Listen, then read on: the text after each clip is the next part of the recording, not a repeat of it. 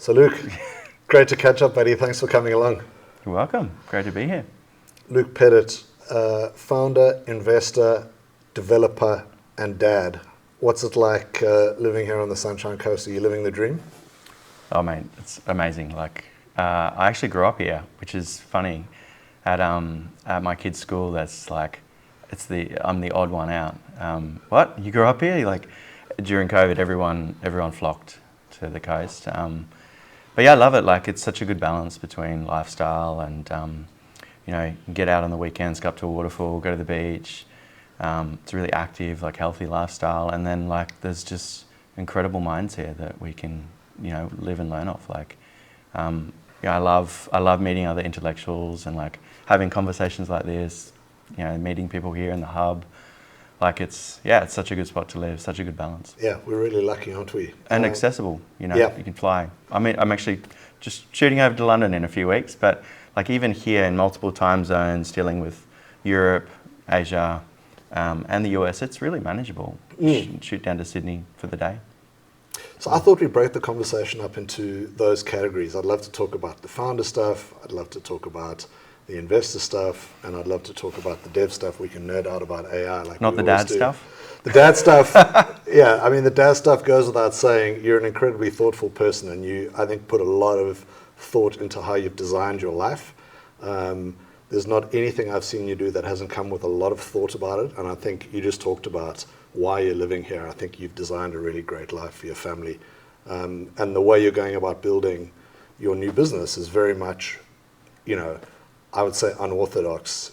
You're doing it in a way that sort of suits you and your life and your family, as opposed to following some other playbook that might not necessarily be authentically what you want to do. Mm-hmm. Yeah. Maybe I'm stubborn. I don't know. Yeah, maybe you are. Reckless, but maybe you are. Yeah. So let's talk about the founder journey. I mean, you're a serial entrepreneur. You've started life as a developer, had a very a technical start to your career. And then must have fallen in love with the horses somewhere along the way. Not really. But take us through that journey of how you went from software development into founding a tech business. Yeah, well, I love coding. Ever since I was maybe 9 or 10, which today is late to start. But I love. My mum picked up a computer when I was about that age, and I remember just one day accidentally formatting it. And I was like, what have I done? And I ruined it. But for me, it was just, fiddling with games, changing things like gravity and all of these settings. I became fascinated that I had an early interest in electronics, and to take, I guess, those similar concepts and apply them into the digital world was amazing. But yeah, I don't know, how do you summarize all those early years? But love coding. And it started with gaming, like a lot of kids, and then I sort of realized this wasn't the best use of my time, spending hours playing Grand Theft Auto. And so I just started building apps that just did silly things, that was meaningless, but it was fun. How did you end up at Microsoft? Studied at QUT in Brisbane. Left the coast growing up here, moved down there with my girlfriend at the time, who's now my wife, and she was... her dad was a bookmaker at the racetrack. So I went to uni, studied, and I just loved uni. So I didn't really enjoy high school, but for me it was the means to an end, and that was to get into software, and really loved that period of my life. It was a wonderful university, like most of them in Australia. And then on my weekends I'd work at the racetrack as a casual job. So I'd work at the horse racing track, which I remember on my way to the racetrack on the first day, my now father-in-law, but my girlfriend's dad at the time said, "Luke, do you know anything about horse racing?" And I was like, "I don't think so." And he's like, "Do you know what a scratching is?" And I'm like, "No." What does that mean? And then over the years, just developed an interest in the language, the kind of social dynamics that go on in this sport, and the form guide. And the form guide for me was this big piece of messy statistics that was actually really useful and reliable, and people did win in this sport. And so I sort of became interested I was studying software and interested in, statistics and data science and early AI, neural networks. I was building neural networks in 2003 in my second year at uni. And then yeah, long story short, worked at the racetrack, sort of incepted some ideas, and then decided to move to London with my girlfriend, who was a school teacher, and landed that job over there. Front-end developer, working for an incredible company. We were getting like overnight builds out of Redmond, which was at that time Microsoft was cool, and then it wasn't, and now it's cool again.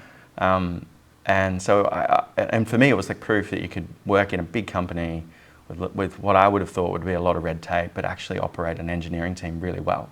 We had 60 engineers, people from IBM and Google, or really incredible minds. I was 23, I think. They were all in their 30s, you know, house in Malta, and driving their Porsche to work, and I was like, really interesting people that had built a successful career in software, and I was this young guy just trying to figure it out. And I loved it, but it didn't stop that early idea, and that was this, how do you set with you. Just build something? Yeah. I mean, from a young age, I was delivering papers at 9 and 10, and I built a custom design computer business once, selling people like custom computers. Cool. Like I was always like trying to start a business, like from a young age, even in high school. But nothing ever landed. In fact, a few of them would have been quite illegal, like what I was working on now in hindsight. Yeah, I had this idea, and that was how do you innovate in horse racing? How do you bring this kind of social community that you see on the racetrack, how do you bring that online? And keeping in mind, this is the time when like Facebook was just taking off. You know, we had social networks like becoming a thing. We had communities online that were like kind of siloed, and the bulletin board era kind of thing. That's right, forums, and yeah, people were trying to find their place, trying to access content. You could get to number 1 in Google, like with a few skills you could, and we did, and so that's how it all started. So this started while I was in London. So I was working for Microsoft. I was a front-end engineer, and I was very committed to that job, doing, you know, London hours, 12-hour days. And then I'd go home and I'd see my girlfriend, and then I would continue to code all through the night. So I'd do sleep cycles, so like if you study the human brain on REM, like a lot of us know today, but at this time it was sort of pretty early studies figuring out the REM cycles in your brain. And so if you slept at 90-minute intervals or periods thereof, so 4.5 hours was my target, you would wake up feeling fresh. And so I would go to bed at midnight and wake up at 4:30, and I'd code on the tube, I'd code in the toilet at Microsoft. If I just had something quickly, like I'd be that guy on the laptop in the bathroom just coding, nothing else. The signs were there from the beginning, Luc. Something was wrong with me. I was addicted to this idea, and you know, I enjoyed it. Like it was really fun. It was just 1 year of just absolutely solid hard work, and by the end of 12 months there in the UK, getting paid amazing money, working with incredible minds, I just realised that's not what I wanted to do. I didn't want to be a guy with a Porsche with a house in Malta, you know, and like that kind of that journey wasn't for me. I wanted to do something for myself and kind of do something difficult, and I did. So that was the beginning of punters.com.au. Yeah, what's the potted history there?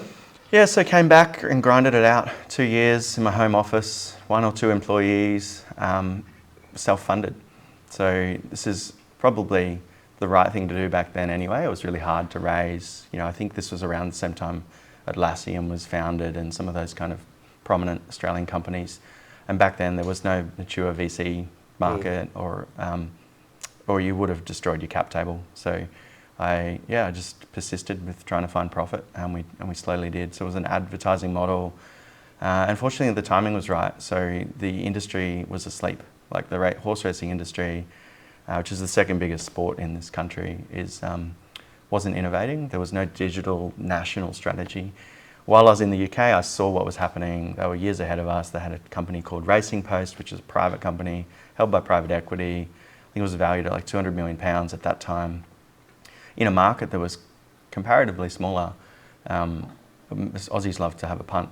And so I remember a mate always said to me, 2 flies walking up a wall, that's enough. It's enough to create a book from that. Oh yeah, and yeah, the social aspects were the main thing. So the drivers of wagering are really fascinating. That's a big conversation, but sharing that experience is a big part of the Aussie culture. Going to the racetrack was like, there wasn't any other event other than maybe cricket where you could spend 6-7 hours together as a group, and be kind of like quite female friendly as well. So it was understandably it continued to grow, and the industry deregulated, so wagering companies were allowed to take bets online, and we were there right at the beginning. Not being a bookmaker, just being a content provider, but we rode the benefit of that growth. And was your vision to take the form guide and then sort of add the whole discussion, conversation, community piece around that as a sort of central organizing idea? That's right, yeah. And I'd sit on customer service, like first 2 years I think I did help desk, because I just wanted to hear what they had to say and to see what we needed to do next. And so it was like taking a lot of those principles you see in Silicon Valley, and that's all I followed. Joel Spolsky was like one of the earlier founders that was really different in the US, and he founded what now Trello, but he founded Stack Overflow and some of these earlier Fog businesses. Creek, wasn't it? Fog Creek Software, and he was a real thought leader in hiring, a real thought leader in just like user experience and just creating a great like workplace for your staff. So hiring rock stars, treating them like rock stars, like giving them independence to use like Linux, Microsoft, Windows, Apple, whatever you wanted, and just like bubbling up those ideas. So it was like a social experiment in business. How do you start a business with no business case? That's what he did. And he pioneered that you could actually just build a successful company with no plan. It was just great people together and then create a plan. And Trello was born of that idea, wasn't it? And so we took a lot of that. It was like, well, look, this is a mess. This industry's a mess. We will get, like, where do we start? So started with a form guide, started with a forum. Then eventually I realized, you saw what was happening in the US with a company called Bleacher Report, which were kind of giving ESPN a big run for their money by hiring young college kids to produce low-grade college content for NFL and NBA. And I was like, well, horse racing is not low-grade. That irreverent kind of brand doesn't quite work. It's intellectual. There's a journey there that people go on, and there's a lot of ego at play, but a lot of tradition and language, and we need to respect all that. So how do you create that place? And so that's what we tried to do as well. So we hired journalists, and we just sit on Twitter. We were the only, and weirdly enough, became the largest publisher in horse racing that never went to the racetrack. Wow. And at that time, that was innovative. Like, how do you just follow a jockey on Twitter? How do you actually share content that's just sad as well? Like, something tragic's happened. Like, the industry's not perfect. And up until then, the industry was quite self-serving. So a lot of their content was managed. So you built that, it caught the eye of News Corp along the way, and then take us through the exit story. Yeah, so, well, we ran a global process to sell the business. So we thought the timing felt right. Like, I'm a stats guy, so I was around 32, 33, had a multi-million-dollar company, and at that point it's like 98% of my net wealth. So like, what's the difference if you have an exit and as a founder you land on $10 million, $20 million? What's the difference between that and 50 and 100? Like, for most founders, we don't care about like flashy brands or eccentric lifestyle. Like, I had kids on the way by that point, so there's really no difference. The difference is ego, and so it's like, do you want to continue to do this? So at the end of the day, like, I had to take the risk off the table. First time venture, first time founder. So an exit made perfect sense in an industry that was, I think, going through rapid growth. And we had a good level of interest. So we went globally. We had US potential buyers, UK buyers. We thought we were going to get bought in Europe because there wasn't many buyers in Australia that would suit that business. And ended up News Corp, as it turns out, 4 weeks beforehand, there was a paper that landed on one of the executives' desks on the 5 or maybe 6 verticals that News Corp needed to innovate and play in. And one of those verticals on the top of their list was wagering publishing. And we were the biggest. I'm guessing the other ones might have been real estate. And, real estate, luxury, luxury and, brands, and travel. And vehicles, I think, maybe? Probably, yeah. But they're an interesting business, and a great business. And it was like taking content that was mostly propped up by traditional ad models, and they'd shifted online. But then moving towards the transaction was important to them. So like, how do we get a clip on customer. And so we had a business that was like a commission-based business as well. And so that was, and by the end, our platform, you could place a bet with any Australian bookmaker through our platform. We were like the Expedia of betting. You didn't need to go anywhere else. So we owned the customer from the moment they were at maybe 20 years old at university, going to the Flemington racetrack for the first time, all the way through to retirees that cared about, a handicap change on a horse moving between states. I don't really know what all that means, but that's the audience we had. We had the life cycle covered, and News Corp wanted that. Now, before we get on to the current venture, which is super exciting, let's just quickly talk about the next part of the journey, which was going down the investment rabbit hole. And typical Luke, that wasn't just to sort of read a couple of books. That was I'm going to really nerd out. Read a lot of books. Yeah. Yeah, it's like, I look back at it now, and as it turns out, I was reading a lot of pop finance books, knowing what I know now. So I went on this journey. I had money, and it's like, well, I need to sensibly deploy this for my family's sake, and I'm not trying to, become a billionaire off my money, but also wanted to do something meaningful. So things like decarbonisation was important to me. I've always had an interest in environment, space, AI, and then industries like biotech or just deep tech in general. I was drawn to because it meant I could read more books, and so. I deployed my money with a VC firm in the US called SOSV, which run by one of the EY Entrepreneurs of the Year called Sean O'Sullivan. Incredible mind that's just built a truly deep tech venture fund, probably one of the earliest and certainly the biggest in that space. And now deep tech is, broadly speaking, like everywhere. But they just solve really hard problems, like issues with DNA or proteins or long horizon stuff. Very long horizon stuff,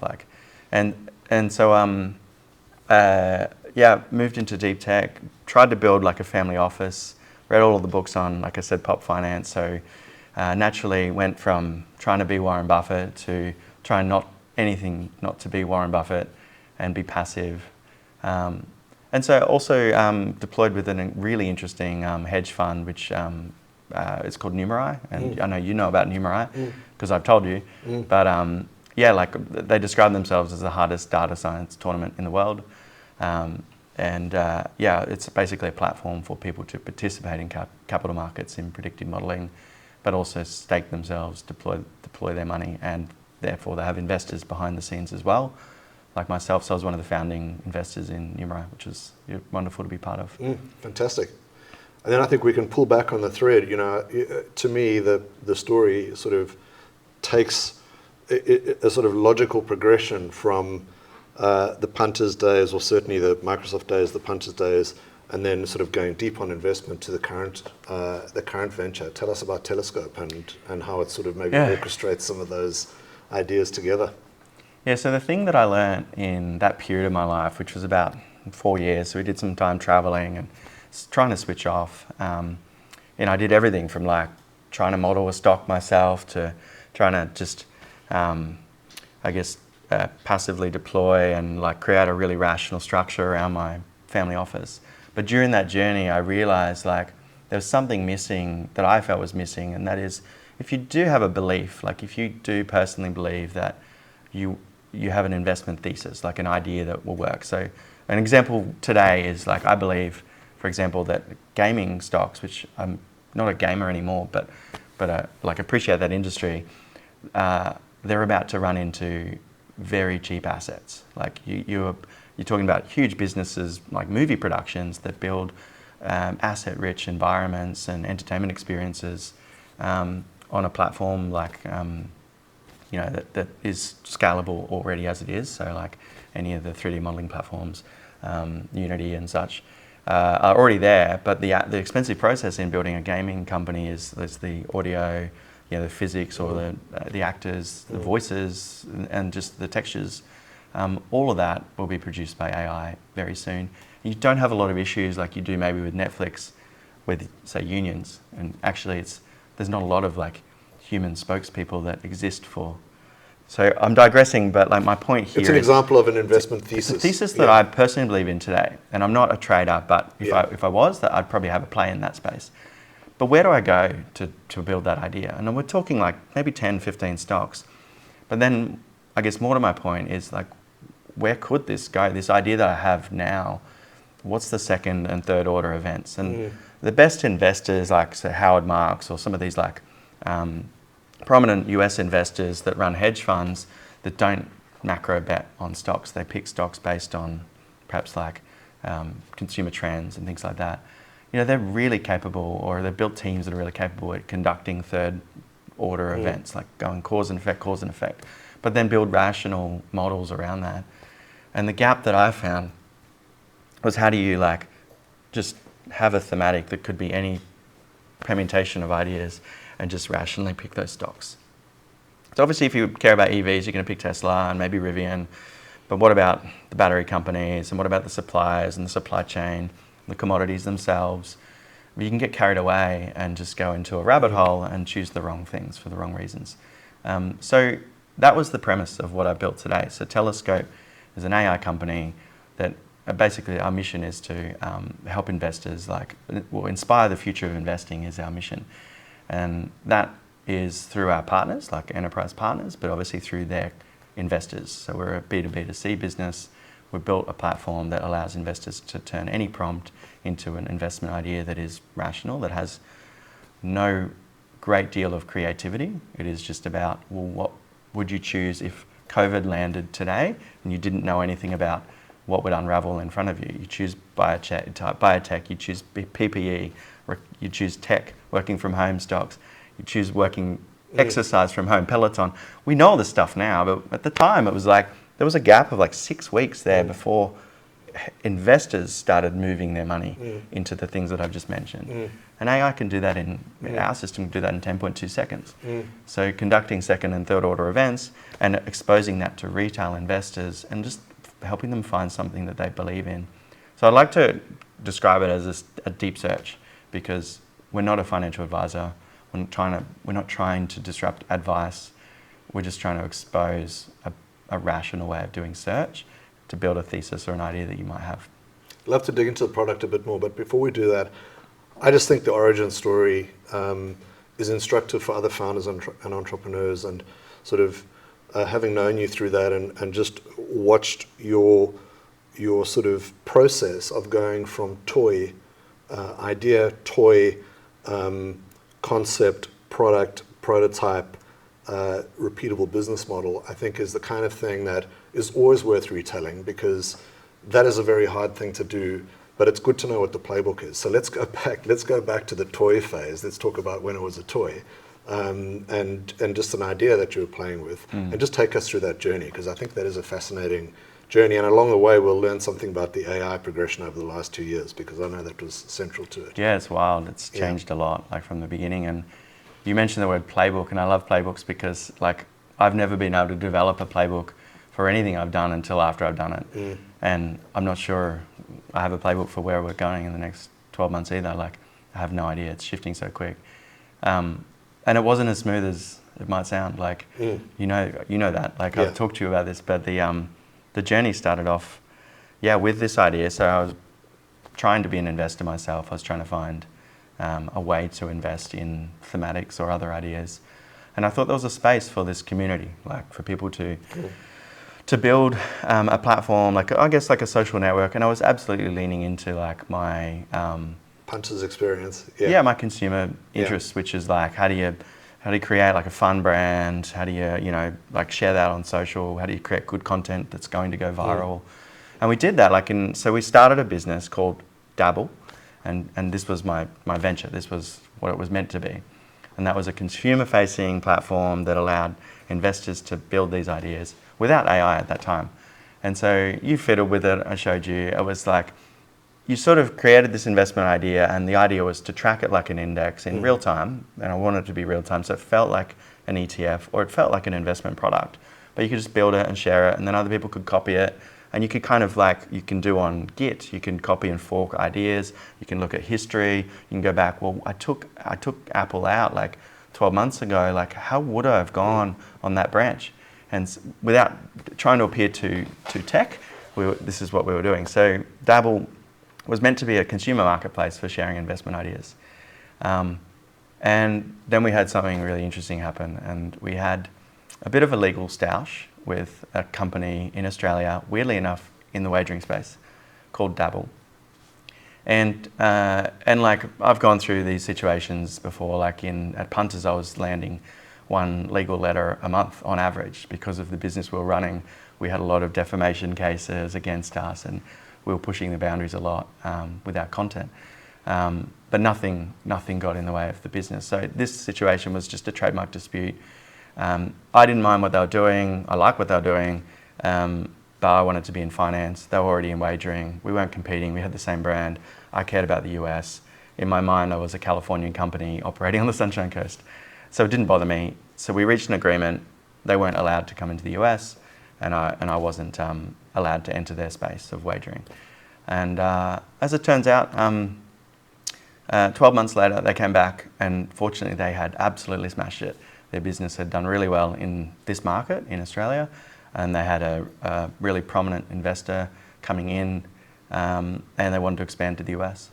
And so, fortunately, 12 months before, we had this coexistence agreement that had blocked them from entering the US, and I used that experience in wagering to know that that was going to be their growth story, and this was perhaps going to give me some opportunity later, or if not, it protected my business anyway, so it was good. And so they bought the domain, and I can't publicly say how much, but it was a good check, and it was enough to absolutely provide non-dilutive seed capital into this venture. And so Dabble was handed over to them as an asset, the brand, the domain, the companies, the Delaware company, everything. And it's fortunately worked out really well for them. I had some money without eating into my own personal savings anymore. That gave us a few years runway without any venture, without any dilution. And we proceeded to rebrand to a brand called Potato. So I decided to go younger.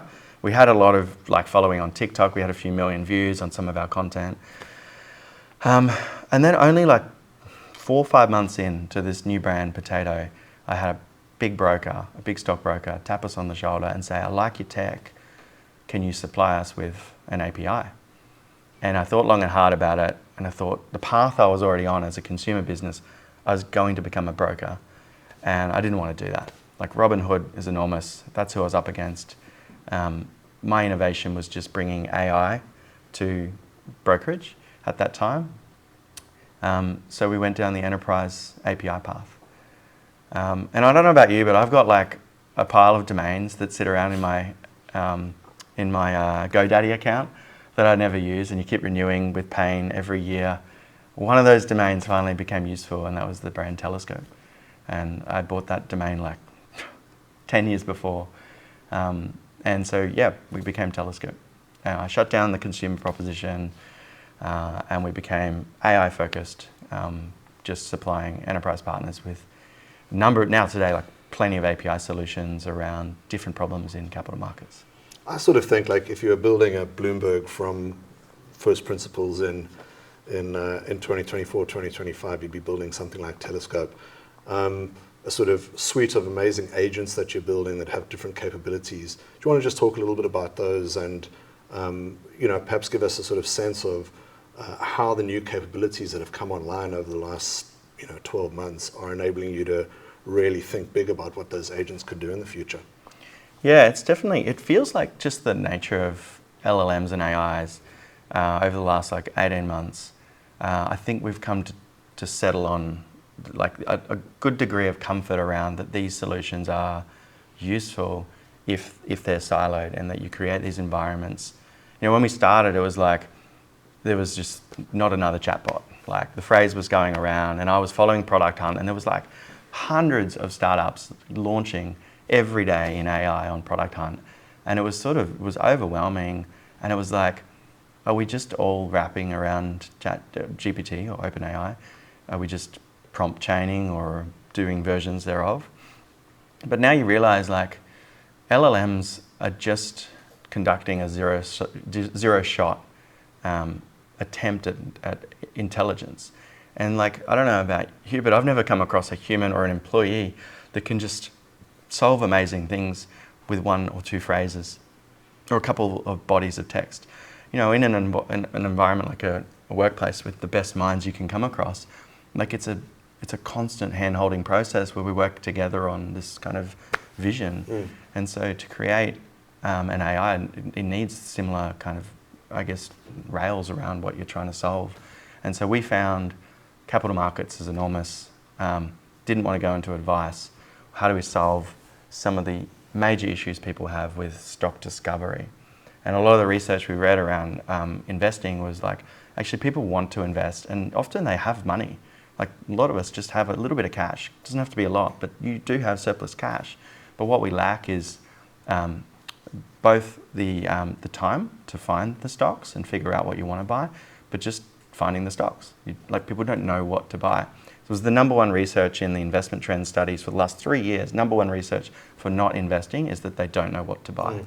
And so for us, we locked onto that problem. It's like, hey, LLMs totally changed the game on helping guide investors and co-pilot them, but we're not trying to just build a chatbot and create. There's a number of products that we're building around that. So it's like prompt to portfolio. Sounds simple, but there's a lot more to it than you'd think. And then conversational agents that help people conduct like research on a stock. So just asking simple questions like, hey, Qantas, like what's your current fleet? And it will pull from like the latest ASX materials, or Netflix, like where are your growth markets, or maybe Google, how are you comparing against AWS and Azure on the cloud space on your core business metrics, and just instantly our platform can pull all of the filings, annual reports from those companies through our like data connectors and produce a useful, like nice and simple response that maybe a semi-sophisticated investor might be asking, or just an investor that holds that stock that just wants some comfort around, because people decide to sell stocks really quickly. Like buying's easy, selling's just as easy. It's actually harder because emotions are more at play on the other end. And so, we're thinking about all those moments that people have, like what's the journey investors go on if they're not a hedge fund investor and don't have an MBA from Princeton. So like, how do we help them just kind of access this extreme knowledge base that, it's like, it's just going to get better. Yeah, so, as seems to be the thematic in a lot of these conversations, everyone is leveling up. Their intelligence is being augmented by, in some cases, highly personalized AI that has a sort of vertical knowledge that you've built and continue to build very aggressively in the background that helps these things have sort of incredible super intelligence around that particular domain. So as opposed to being very general, by sort of aggregating and building input sources, you're able to create something that just has amazing knowledge in that particular vertical, far more than you could build just a generic sort of wrapper type. An example is like to take like some of the best minds, maybe in medicine or investing or in law. Like the average human over a period of like 50 years of reading at a nominal reading volume can basically ingest around 2 billion tokens. So like, and our recall is terrible. Like it's, for some people, like many people, it's low single digits of that knowledge. Just the concepts are reinforced in our mind, but obviously an LLM is capable of far more things. So industries like medicine is a really good example where, a specialist in medicine takes minimum sort of 10 years, but 20 if you want to be one of the best. And a lot of global conferences and like up-to-date knowledge and leveraging machines as well to do a really good job in one area of medicine. And then the body doesn't work that way. So how do you have all of that interconnected? Like LLMs are going to build incredible opportunities for spaces like that are deeply complex. And finance, of course, is no dissimilar, like extraordinary amount of information at play, all codependent on each other, macroeconomics, political, environmental, with like hurricanes. All of this influences every industry in many different ways, if not social science on top of that. Yeah. And so no human can orchestrate all of those inputs. Not rationally. No. And so we'll do it irrationally, and then your irrational blunder is the hedge fund's opportunity. And that's where the margin is for them. That's why hedge funds exist, because they have more knowledge and more mathematics at play to exploit where you go wrong by buying Apple because it looks pretty cool this year. The new features look cool. Yeah. You know. I'd like to dig into that. You're the first person I know that had access to the very, very first API that OpenAI released. I think it might have been GPT 3.0. And just a week ago or 10 days ago, we see the very sort of first inklings of the kind of super intelligence, this reasoning capability released with the O1 model. Interested in your thoughts on how what that's enabled you to build over time, and what some of these new releases are allowing you to dream about building in the near future. Yeah, well, it's so ideal having these models innovate at no cost to us. You know, we've got like over the course of our journey, it's like the inference responses are just infinitely better, and it's clearly compounding at a rate like far beyond we could have in any product innovation we would have done behind our platform ourselves if we had have built our own model. So I think from the beginning we decided we were not going to train our own models, and we were not going to rely on any one single model for two reasons. One, given that we don't know who will be better and who might win, and where this superintelligence goes. And clearly with what happened with OpenAI, there was a lot of disruption there for a period where it was looking like that thing might have all fallen apart. I'm glad at that time we weren't some gold enterprise partner with OpenAI.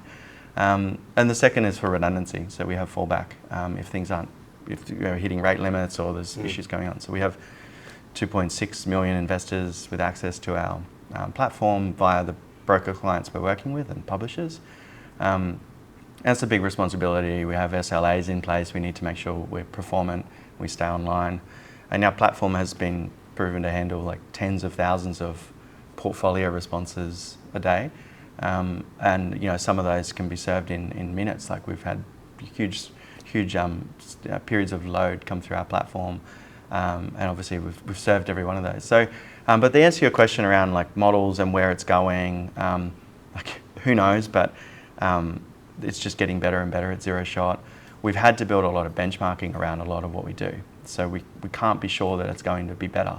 In fact, we have seen with a recent version of GPT 4.0 a quality reduction in some of our compliance checks. So we have to screen all of our prompts before they come into our system or before they're served to make sure someone's not asking for financial advice. So if they say, oh, I'm based in Australia and I own maybe Qantas and I'm wondering what I should buy next, or like any kind of personalized question, we can't serve those responses. We have to warn the user that we're not an advisor and we can't answer that, but maybe you meant airways or airlines or something else. So that's a really important part of our, I guess, the product that we offer to our partners. Your license to exist, really, if you don't get that right, you're out of business. And it's hard for our clients to build systems like that because they're building, they're busy as it is. They're already building platforms. They want an AI initiative.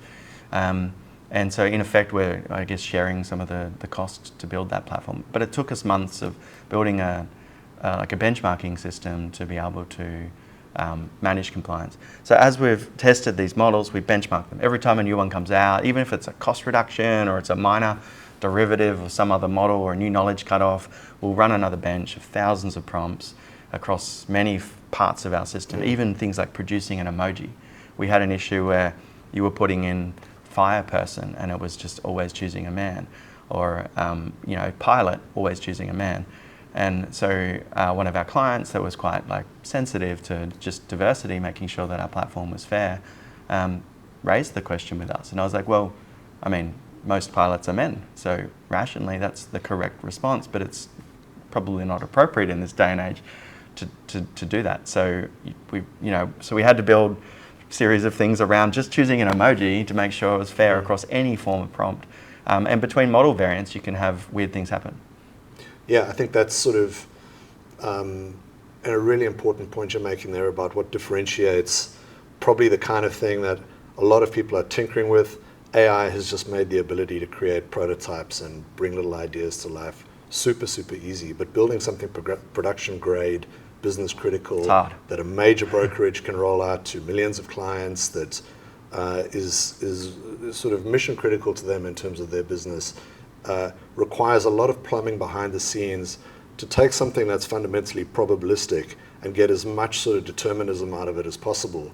I've heard people talk about sort of applying the test-driven development methodology to this, and the use of evals and so forth. So you have your benchmarks that help you sort of understand, is this model going to produce the kind of outputs that we want? But then talk a little bit about the evals that you use in terms of breaking down some of these tasks and understanding, are we going to be getting a high quality response as these things are chained together? Can you just share a little bit of best practice? We still have to do it bit by bit. So in terms of like knowing we've got to the end result, it's just about one step at a time, making sure that we benchmark correctly against compliance, moderation. And moderation's interesting as well, because our clients, we've got a client that we're working with at the moment that's in a region where it's inappropriate to eat beef, for example. So if people are putting in investment theses around like beef production, they've decided they would prefer not to serve that response for religious reasons.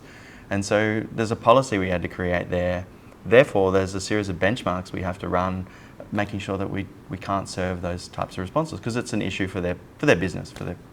So moderation was one, and then of course just resolving a rational thesis. So if you're interested in electric vehicles, like you would expect a system to give you Tesla number one every time in the US.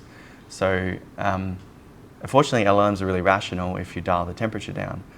But one of the problems we have is when we talk to clients, to new customers of ours, so we're talking to global companies that are interested in what we're doing to bring it into their platform, they bring their experiences of ChatGPT.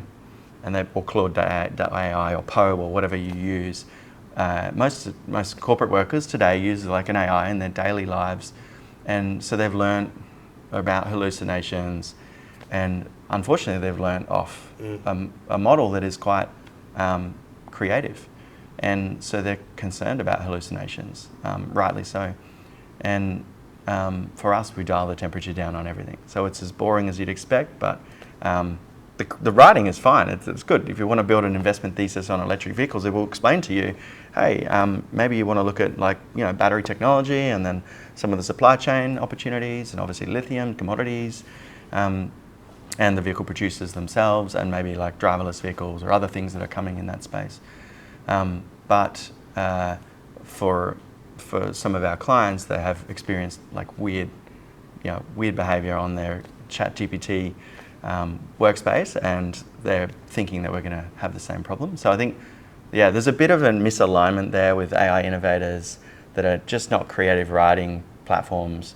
They're actually producing like a rational, like most median, most predictive inference response, like us, as opposed to what you see on those consumer products. So, and this will continue to innovate this way. I'd imagine like OpenAI, they've got a whole massive team dedicated just to ChatGPT. That's not the API. The API is a separate part of their business, working with partners like ours. And sure, ChatGPT uses the API, but there's a lot more stuff on top of it to deal with things like spreadsheeting and charts and internet lookups that they've built on top of it. In a way, they're actually a competitor of ours, and the entry opportunity for someone trying to pioneer to compete against ChatGPT is actually pretty accessible. Like, it's not too hard to create what they've created if you use their API. Yeah. I'd love to wrap it up just with some thoughts on, or your thoughts on, what does success look like these days for a startup? We've been having this conversation a lot in the WhatsApp group, where the abilities that AI is giving us to reach incredible levels of efficiency in writing code, in testing documentation, and a whole range of other things. But it's also creating a massive proliferation of competition, because by definition, the means of production is cheaper. There's going to be more production. So what's your thinking about what a successful startup company looks like in this age? Is it the unicorn story, or is it a different kind of story these days that we need to be thinking about as a sort of exemplar of what a startup success is? Yeah, it's funny. I feel like as a founder, you start this journey. Very rarely I've met a founder that has had like a mission from the start, that maybe a social mission that they care about. Often they kind of found that along the way. And, I've met founders that have, year 3, year 4, like a few things clicked and they realized kind of this is my calling, or this is actually meaningful to me beyond just building a company and getting great minds together and solving some hard problems, which is also like a big driver for me. And so that, I think, is starting to become apparent, but providing super intelligence to what hopefully will be retail investors is pretty important. Hedge funds are many multi-billion-dollar industries with, on average, 200 employees, making billions of dollars a year, often to 3 or 4 key partners. It's not fair. And I'm not trying to build a product that creates wealth for people, but hopefully brings reason and intelligence and some rational ideas that they might already have in themselves, and just providing them with, the confidence to pursue investing in that. So that, I think that's reasonable enough as a mission for us. But I like the mission, and states it another way. It's kind of another way of thinking about wealth distribution. Democratizing the means to make good investment decisions, in the same way that giving people access to the stock market, public stocks, the ability to participate in an organized investment market was a really important part of distributing wealth and giving people access to prosperity. This feels like it could be part of that story, and a far more attractive part of the story than, say, a top-down effort to try to distribute wealth more evenly. This feels like a far more sustainable way of doing it. Well, in a weird way, I started in wagering, which is it's not a perfect industry, and in a weird way, the opportunity that I had as a business, like every business, unfortunately the definition of business is exploiting an opportunity. I think that's, in the Oxford Dictionary, uses the word exploiting. And punters ultimately exploited an opportunity. And in the wagering space, there's people on the other end of that are funding that business indirectly by betting. And so I had obviously I've thought about this a lot, and I don't love the industry of wagering, but I innovated in tech around it, and therefore I was a beneficiary of how the industry was funded through wagering. So I felt a responsibility to do something with that money, and that was number 1, decarbonisation, build a family office with purpose. So I have earned the right to deploy that capital, but I don't really see it as mine. I think it's just about redistributing it into other ideas that matter. And the other is now pursuing something probably bigger, and hopefully providing retail investors with indirectly with the benefit. That would be lovely, but I'm not sure where I'll go. I don't know. It's going to be a fun ride, and it's going to be awesome to keep chatting about it. Thanks so much for joining us today. Thank you.